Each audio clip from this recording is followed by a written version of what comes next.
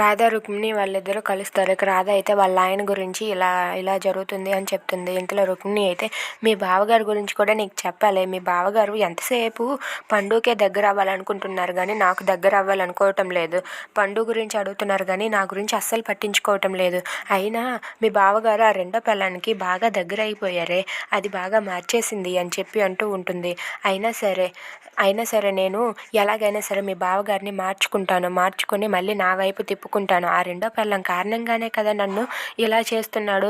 ఎక్కడో వాళ్ళ ఇల్లు తెలుసుకొని వాళ్ళ ఇంటికి వెళ్ళి కాలర్ పట్టుకొని రోడ్డు మీదకి లాక్కొని వస్తాను. ఎలాగైనా సరే మీ బావగారిని తిరిగి నా వెనక తిప్పుకునేలా చేస్తాను. ఆ రెండో పెళ్ళాం సంగతి నేను తేల్చుతానని చెప్పి రుక్మిణి అయితే గట్టిగా అరుస్తూ ఉంటుంది. ఆ మాటలకు రాధ అలా వింటూ ఉంటుంది. అవును, ఎలాగైనా సరే దాన్ని రోడ్డు మీదకి ఈడ్చి మొదట నాకు పెళ్ళయింది కాబట్టి నేనే తనకు భార్యగా ఉంటాను, మాకు బిడ్డ కూడా ఉందని చెప్పి దాన్ని రోడ్డు మీదకి ఈడ్చేస్తానని చెప్పి అంటూ ఉంటుంది. ఆ మాటలకు రాధ అయితే అక్క ఆపక్క ఇక చాలు అని గట్టిగా అరుస్తూ ఉంటుంది. ఆ మాటలకు రుక్మిణి అయితే ఏంటి ఏమైంది అంటే అవునక్క ఆపు, ఆ రెండో పెళ్ళం అంటున్నా, ఆ మాటకు వస్తే నేను కూడా రెండో పెళ్ళాన్నే అక్క, ఆ విషయం నీకు తెలుసా అని చెప్పి అడుగుతూ ఉంటుంది. ఆ మాటలకు రుక్మిణి అయితే ఏంటి నువ్వు కూడా రెండో పెళ్ళానివేనా అని చెప్పి అంటూ అలా చూస్తుంది. If you like this video please like, share and subscribe. Thanks for watching.